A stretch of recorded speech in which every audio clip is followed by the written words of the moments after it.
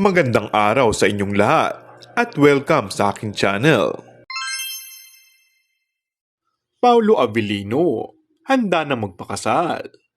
Aktor, I'm closer to that. Handa na nga ba talagang lumagay sa tahimik ang kapamilya aktor na si Paulo Avellino kasama ang rumored girlfriend niya na si Kim Chu? Sa latest interview kasi, ay inusisay niya si Paulo tungkol sa pagpapakasal. Are you ready for marriage? Tanong sa aktor. Yeah, of course. I'm closer to that. Kasi kung 5 to 3 years ago. But syempre, that's why I'm doing all of this.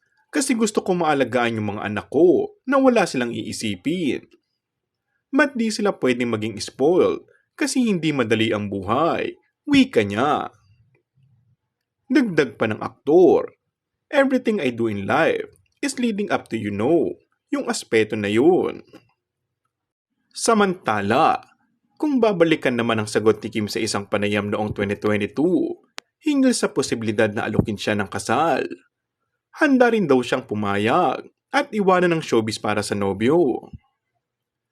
Marami ang nagsasabing seryoso na si Paulo sa relasyon nila ngayon ni Kim Chu at hindi rin para lang sa kanilang showbiz career. Patunay nito ay isinama nga niya si Kim na dalawin niyang anak niya kay LJ na si Aki na nakabase ngayon sa New York, USA.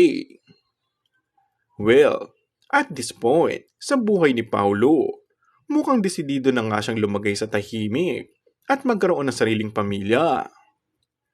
Para sa kanya, si Kim Chu na ang kanyang dawan. Handa na siyang pakasalan ng Chinita Princess. And that's all for our today's video.